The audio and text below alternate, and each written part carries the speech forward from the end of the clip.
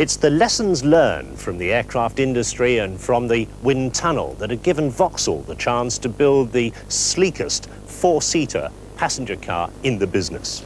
How have they done it? Well, the aircraft engineers discovered years ago that it's vitally important how the air exits a shape.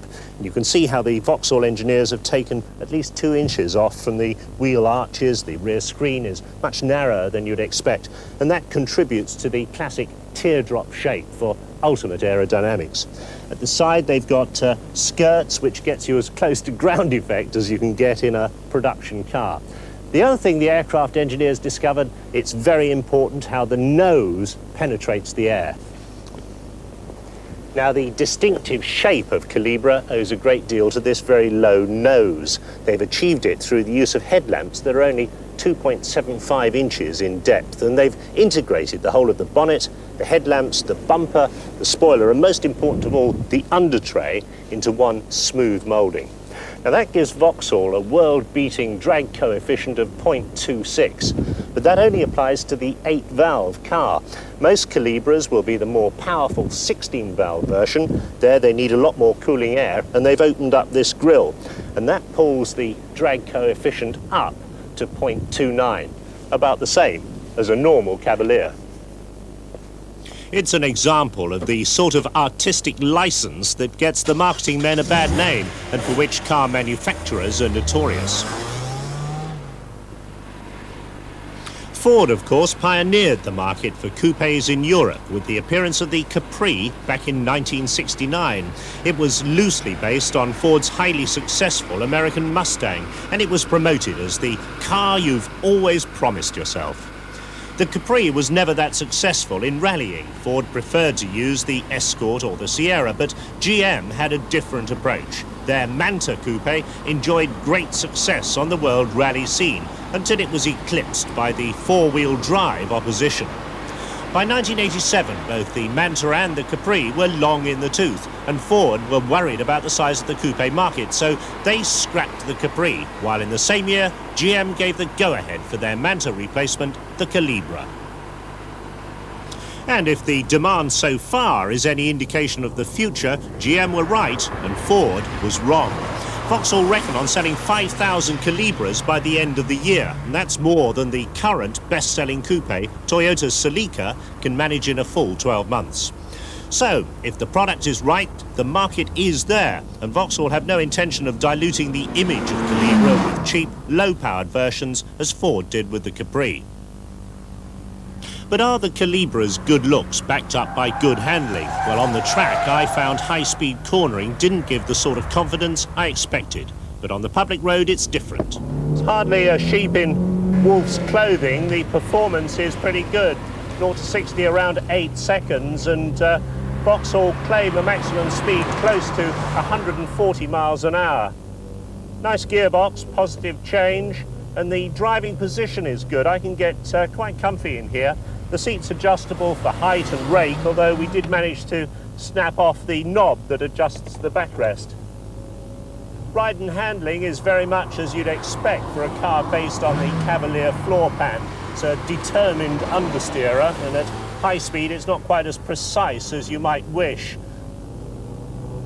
When you pull away from a T-junction, it's all too easy to get excessive wheel spin if you use a little bit too much throttle. Trouble with coupes like this, there's no room usually in the back seats. But sitting in the back of the Calibra, you've got to say there's plenty of leg and elbow and head room. You could contemplate taking 4 adults on quite a long journey in this car. I suppose I'd better get back to steering it.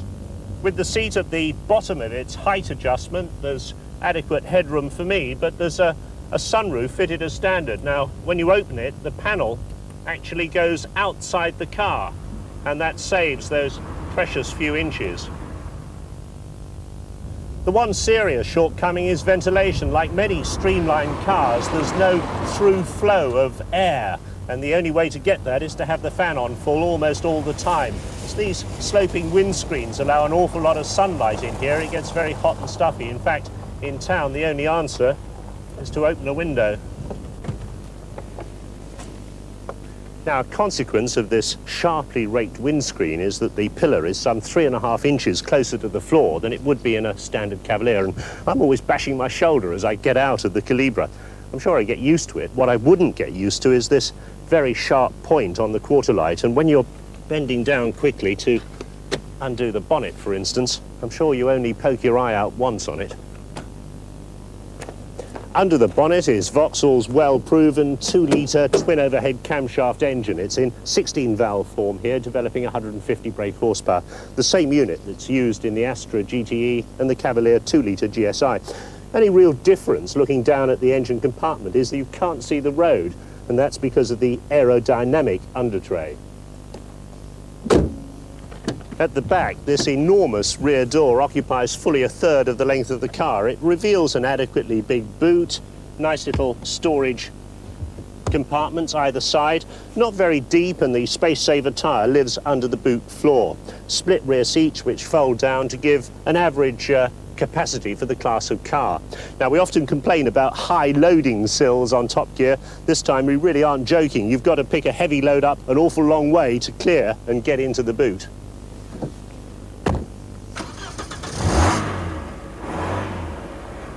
So overall, the Calibra is a fascinating marketing exercise. It's a very well specified car. I'm absolutely delighted to see anti-lock brakes as standard right across the range.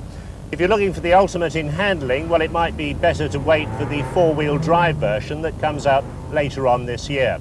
But Calibra is all about style. Now, the interior may look very much like a standard Cavalier, but the outside shape is absolutely stunning. It's going to do wonders for Vauxhall's image. So in summary, the Vauxhall Calibra 16 valve scores well for its very stylish shape, the low drag body which gives good fuel economy, and it's a genuine 4-seater. On the debit side, the handling at the limit is a little unpredictable. There's a lot of road noise from the big tyres, and that high boot sill is distinctly awkward. Well, the Calibra is, of course, a performance car, but with that superb drag factor, it should also give very good fuel economy.